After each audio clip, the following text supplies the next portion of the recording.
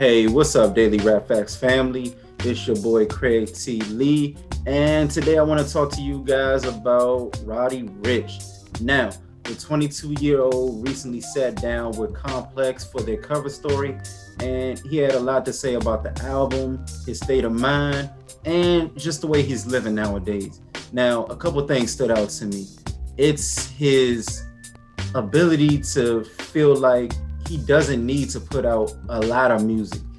He did mention that there's two type of artists in this world. You can either be a Drake, a person who you frequently see, or you can be a Kendrick, someone who you barely see, but you still get that good music.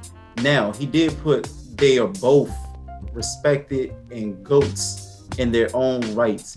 And he's just trying to make his own name for himself in what feels right for him. And you gotta respect it.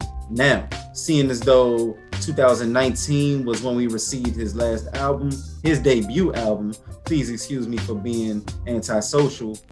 I mean, I give the kid some credit for real. He's still pushing that album. He's still promoting it.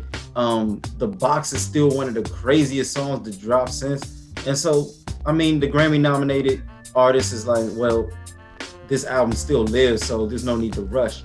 But he did break into details about his upcoming album, which he's alluded to a couple times to it being titled Feed the Streets 3. And with that project, he said he wants to go back to the basics. He says that there's this gap and he wants to bridge it. There's this old group of listeners who caught him when he first came out, Feed the Streets 1.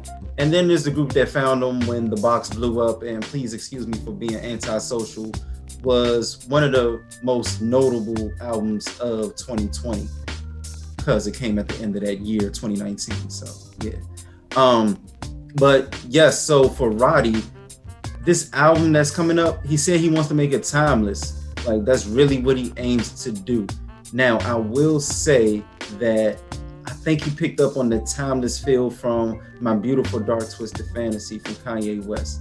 And the reason I say that is because Roddy named this his GOAT album. Like that's his go-to album in terms of like an album that is perfectly crafted and just the greatest of all time, period.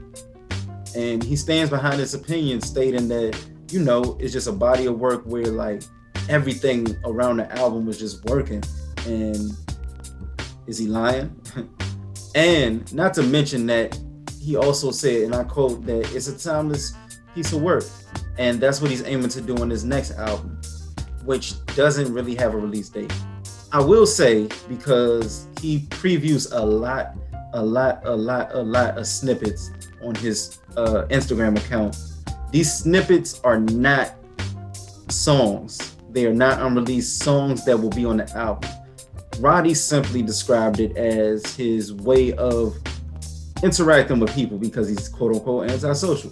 So instead of like just coming on the camera, facing the camera and saying, yo, what's up with y'all? I'm having a bad day. I ain't really messing with the hoes. He puts melody behind it and records it. And of course, you ain't never heard it before. It's going to sound like unreleased music to you. When indeed, in fact, it's just him expressing himself over wax. Now, the album, I'm not sure when it's going to come.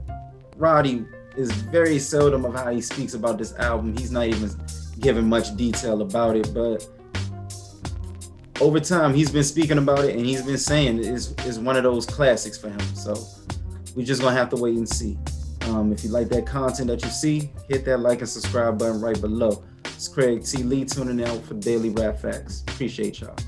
Since you guys made it this far in the video, go ahead and hit that like and subscribe button right there at the bottom for me for more content coming from Daily Rap Facts.